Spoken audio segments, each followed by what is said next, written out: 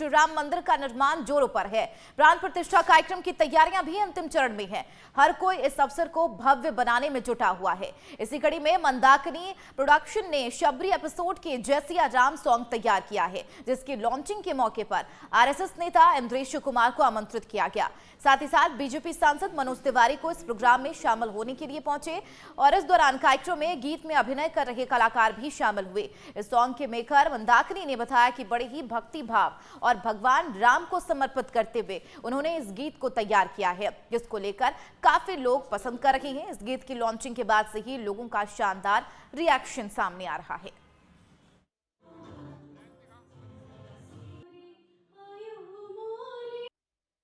नमस्कार, मैं स्निग्धा स्वागत करती हूँ आप सभी का नवतेज टीवी पर। और आज नवतेज टीवी के खास गेस्ट हैं मंदाकिनी प्रोडक्शन से मंदाकिनी जी। आइए उनसे जानते हैं कि आखिरकार कैसे शुरू हुआ ये सफ़र और किस तरीके से आपकी आइडियोलॉजीज़ मैम ये आई है यहाँ पर। जी नमस्कार, और सबसे पहले जय सिया राम।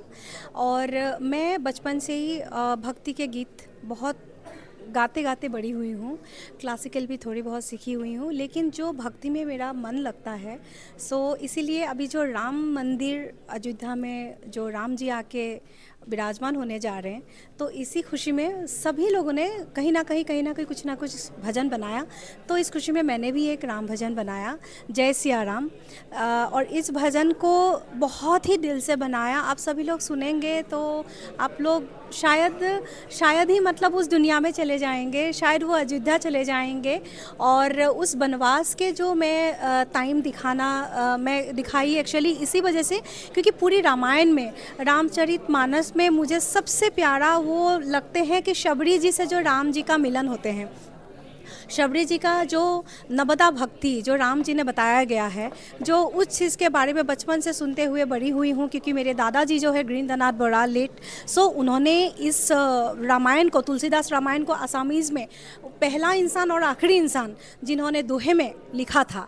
सो ये देखते देखते बड़ी हुई, तो इसी वजह से मेरे दिमाग में यही था कि कभी भी मैं करूँ तो पहले मैं शबरी जी का ही मैं मिलन को मैं दिखाना चाहूँगी, राम जी और शबरी जी का। तो इसी भक्ति के ऊपर ये गीत बनाया। और कहीं कहीं सीता जी का भी कुछ रोल यहाँ पे आपको देखने को मिलेगा। जो कुछ चीज़ें जो राम जी परेशान थे, शबरी जी से जब मुलाकात हुई, क्योंकि राम जी ढूंढे जा रहे थे कि सीता जी को कैसे वहाँ से वापस लाए, तो शबरी जी ने वो मार्ग दिखाया। हाँ, कुछ फ्लैशबैक शॉट्स भी आप लोगों को देखने को मिलेगा। और हम लोगों ने पूरे जंगल में पूरे रात भर हम लोगों ने कैसे शूट किया, ये तो सुन के आपको बहुत डर लगेगा। हम लोगों ने हरियाणा पुलिस का हम लोगों ने हेल्प लिया और हम लोगों को बहुत मदद मिला। अदरवाइज़ ये जंगल में हमारा ये शूट नहीं हो सकता था। बहुत ही, आप लोग गाना भी देखेंगे तो पता लगेगा, और बहुत रियल तरीके से इस गाने का शूट किया है।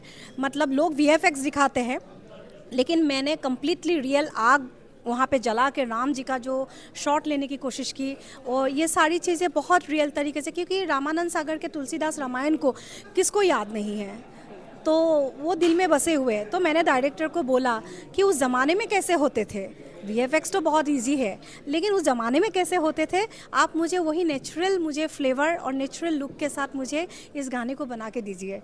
सो जी, तो ये कोशिश है। मैम, मैं चाहती हूँ कि नवतेज टीवी के जितने भी दर्शक हैं उनके लिए अगर आप एक प्यारा सा मैसेज दे दें। यही मैसेज है कि हम तो एक प्रधानमंत्री जी को धन्यवाद कहना चाहते हैं। तो ये राम जी का ही सब कुछ लीला है कि उन्हीं के द्वारा, उन्हीं के ज़रिए कि ये राम मंदिर को आज उनके नेतृत्व में ये कंप्लीट होने जा रहे हैं, और राम जी अपने घर दोबारा वापस बैठे। तो राम जी ने जो एक आइडियल समाज व्यवस्था, उन्होंने जो एक उस समय जो समाज व्यवस्था को बनाए थे, सो उस चीज़ को हमें सबको सीखना चाहिए। न्याय, सत्य, धर्म, इन चीज़ को मानते हुए अगर हम सभी लोग चले तो सही में शायद ये राम राज्य ही है। यही मैं बोलना चाहूँगी।